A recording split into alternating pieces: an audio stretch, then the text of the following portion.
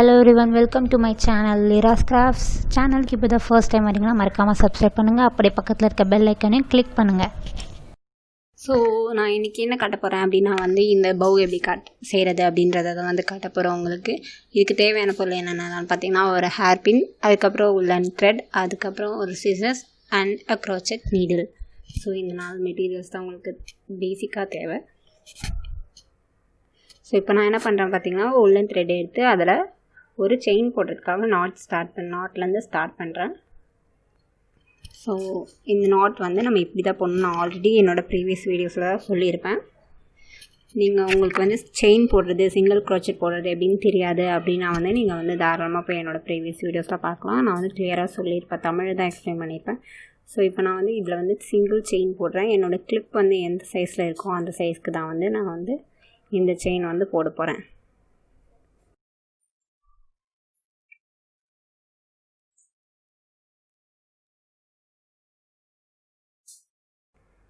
So இந்த chain போட்டு முடிச்சுட்டு நான் என்ன பண்ணுறேன் அப்படின்னு பார்த்தீங்கன்னா என்னோடய கிளிப் எடுத்து நான் வந்து சைஸ் எனக்கு இந்த சைஸ் போதுமா அப்படின்ற அளவு வந்து பார்க்குறேன். எனக்கு இந்த அளவு போதும். ஸோ நான் என்ன பண்ணுறேன்னா வந்து அந்த எண்டில் ஒரு நாட் போடுறேன். அந்த நாட்டை வந்து எண்ட் பண்ணுறதுக்காக. அதுக்கப்புறம் நான் என்ன பண்ணுறேன் அப்படின்னா வந்து ஒரு சிங்கிள் க்ரோஷெட் போடுறேன். ஃபர்ஸ்ட்லேருந்து மறுபடியும் அந்த எண்ட்லேருந்து ஸ்டார்ட் பண்ணுற ஒரு சிங்கிள் க்ரோஷெட். ஸோ இந்த சிங்கிள் க்ரோஷெட் போட்டுட்டு மறுபடியும் நம்ம வந்து ஃபுல்லாக பண்ணுவோம் அதை. இப்போ நான் வந்து இதை வந்து ஃபஸ்ட் லைனை வந்து எண்ட் பண்ணிட்டேன். இப்போ நான் என்ன பண்ணுறேன்னா வந்து இதை அப்படியே திருப்பி மறுபடியும் செகண்ட் லைன் தான் ஆரம்பிக்கிறேன். இதுலேயே அப்படியே கண்டினியூ பண்ணுங்கள். நீங்கள் கட் பண்ணணும்னு அவசியம் இல்லை. அதே மாதிரி செயின் போட்டுட்டும் நீங்கள் கட் பண்ணணும்னு அவசியம் இல்லை. நீங்கள் பண்ணுறதா இருந்தால் பண்ணிக்கலாம். ஸோ அதே மாதிரி நான் வந்து இப்போ வந்து இங்கேயே ஒரு சிங்கிள் க்ரோஷெட் போட்டுட்டேன். இதோட எண்டுக்கு வர போகிறேன். ஸோ இப்போ என்ன பண்ணோம் அப்படின்னு பார்த்தீங்கன்னா நம்ம ஃபஸ்ட்டு என்ன பண்ணமோ அதே மாதிரி வந்து திருப்பி இதை வந்து நான் பண்ண போகிறேன். இன்னொரு சிங்கிள் க்ரோஷெட் ரோ வந்து ஸ்டார்ட் பண்ண போகிறேன்.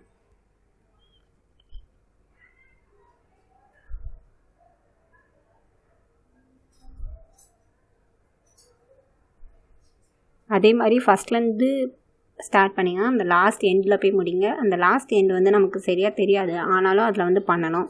அதில் நீங்கள் பண்ண மறந்துட்டீங்க அப்படின்னா வந்து அது ஒரு ரெக்டாங்கிள் ஷேப்பில் வராது, அது வந்து ஒரு ட்ரையாங்கிள் ஷேப்பில் வந்துடும். அது வந்து பார்க்கவே நல்லா இருக்காது உங்களுக்கு. ஸோ நான் என்ன சொல்கிறேன்னா வந்து அந்த எண்டு வரைக்கும் போடுங்க. ஸோ இது பார்த்திங்கன்னா ஒரு ரெக்டாங்கிள் ஷேப்பில் இருக்குது. பட் நீங்கள் அந்த எண்டை விட்டீங்க அப்படின்னா வந்து அது ஒரு ட்ரையாங்கிள் ஷேப்பில் மாறிட்டு வரும். ஸோ இப்போ நான் வந்து தேர்டு சிங்கிள் க்ரோஷெட் அந்த லைன் வந்து போட ஸ்டார்ட் பண்ணுறேன்.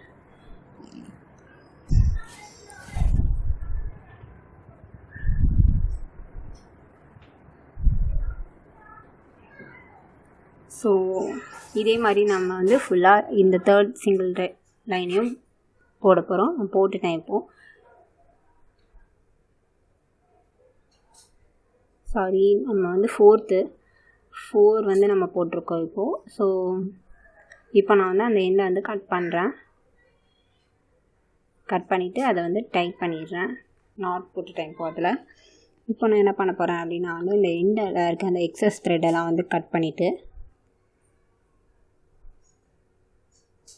அண்ட் தென் இப்போ ஒரு த்ரெட் எடுத்து அதோட ஒரு பக்கம் எண்டு எடுத்து இதோட சென்டர் பார்ட்டில் கரெக்டாக நம்ம சுற்ற போகிறோம். ஒரு 8லேருந்து 10 தடவை வரைக்கும் சுற்றிக்கோங்க. நம்ம சுற்றுறது எப்படி இருக்கணும்னா ரொம்ப டைட்டாக இருக்கணும். அப்போ தான் வந்து அது வந்து கழண்டு வராது. அதே மாதிரி அது வந்து நல்லா தூக்கி கொடுக்கும். அதோட சைட்ஸை நடுவில் இருக்கிறது வந்து நமக்கு மெலிசாக வேணும், சைடில் வந்து அந்த பவு மாதிரி அழகாக இருக்கணும். ஸோ இந்த பவு நீங்கள் எதுக்காக யூஸ் பண்ணலாம் அப்படின்னு பார்த்தீங்கன்னா நீங்கள் லூஸ் போடுறதா இருந்தால் உங்களோட ஃப்ரண்ட்டில் சைடில் நீங்கள் குத்திக்கலாம். அதே மாதிரி வந்து நீங்கள் க்யூட்டாக ஏதாவது பஃப் வைக்கிறதா இருந்தால் கூட இந்த மாதிரி கிளிப்ஸ் வந்து நீங்கள் போட்டுக்கலாம். அதுக்கப்புறம் நீங்கள் வந்து உங்களோட குழந்தை இருந்தால் அந்த குழந்தைங்களுக்கு போட்டுடலாம். சின்ன பாப்பாங்க அதுக்கெலாம் ரொம்ப க்யூட்டாக இருக்கும். ஸோ இது வந்து யார் வேணால் யூஸ் பண்ணலாம், அதுதான் நான் சொல்ல வரேன். ஸோ இப்போ பார்த்தீங்கன்னா வந்து நான் வந்து டைட் பண்ணிட்டேன் நல்லா நாட்டை. இப்போ வந்து நான் 2 பக்கமும் கட் பண்ணிடுறேன். எக்ஸஸாக இருக்க த்ரெட்டெல்லாம் வந்து வெளியே விடாதீங்க, இல்லைனா இந்த மாதிரி தான் நூலாக வெளியே வரும். ஸோ அது பார்த்திங்கன்னா வந்து லுக்கே நல்லா இருக்காது. நம்ம வந்து கையில் செய்கிற மாதிரி இருக்கக்கூடாது. அந்த மாதிரி வந்து நம்ம வந்து ஒரு ஃபினிஷிங் டச் தரணும். ஸோ இப்போ பார்த்திங்கன்னா எனக்கு சைடில் கொஞ்சம் தூக்கிட்டுருக்கேன். அதை என்ன பார்த்திங்கன்னா ஒரு நாட் அது எக்ஸஸாக வந்துட்டுருக்கு. அதை வந்து நான் இப்போ இழுத்து டைட் பண்ணி கட் பண்ணிடுறேன். ஸோ நான் வந்து ஃபஸ்ட்டு வந்து ஹேர் பின்னில் தான் அதை வந்து செட் பண்ணலான்னு நினச்சேன். பட் ஹேர் பின் அவ்வளோன்னு யூஸ் பண்ண மாட்டேன். அதுக்காக நான் என்ன பண்ணுறேன் அப்படின்னா வந்து ஒரு கிளிப் எடுத்துக்கிறேன், டிக்டாக் கிளிப்.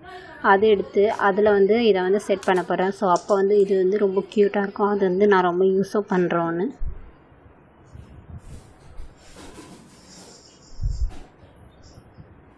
அது மாதிரி நம்ம வந்து எதில் குத்துறோம் அப்படின்றது வந்து தெரியவே கூடாது வெளியே. இப்போ அந்த ஹேர் பின் பார்த்திங்கன்னா வெளியே கன்ஃபார்மாக 3 எக்ஸஸாக இருக்கிறதுனால அதுக்காக தான் வந்து நான் இந்த கிளிப் வந்து எடுக்கிறேன். ஸோ இதில் வந்து நான் இப்போ வந்து க்ளூ கொஞ்சமாக அப்ளை பண்ணிவிட்டு இதை வந்து நான் ஸ்டிக் பண்ண போகிறேன். கொஞ்சம் நல்லா காய விடுங்க. அப்படி இல்லைனா வந்து காயவே காயாது, அதை ஒட்டவே ஒட்டாது. ஏன்னா இது வந்து த்ரெட் அப்படின்றதுனால வந்து கொஞ்சம் நேரம் நல்லா தாராளமாக காய வச்சா தான் வந்து இது வந்து நல்லா ஸ்டிக் ஆகும். அதே மாதிரி ஸ்டிக் ஆச்சுன்னா அவ்வளோ சீக்கிரம் வரவும் வராது. ஸோ இதை நான் வந்து இப்போ காய வைக்கிறேன் நல்லா. ஸோ இப்படி தான் வந்து உங்களுக்கு வந்து இந்த ஃபைனல் அவுட்புட் இருக்கும். உங்களுக்கு உள்ள அந்த கிளிப் இருக்கிறதே தெரியாது, அந்த மாதிரி இருக்கும். ஸோ உங்கள் ஹேருக்கு குத்துனா ரொம்ப க்யூட்டாக இருக்கும். நீங்கள் வந்து ஃப்ரீ ஹேர் ஸ்டைல் போடுறது வந்து செம்மையாக இருக்கும். ஸோ தேங்க்ஸ் ஃபார் வாட்சிங் மை வீடியோ. உங்களுக்கு இந்த வீடியோ பிடிச்சிருந்ததுன்னா லைக் பண்ணுங்கள். அப்படி நம்ம சேனலுக்கு சப்ஸ்கிரைப் பண்ணுங்கள். Thank you very much.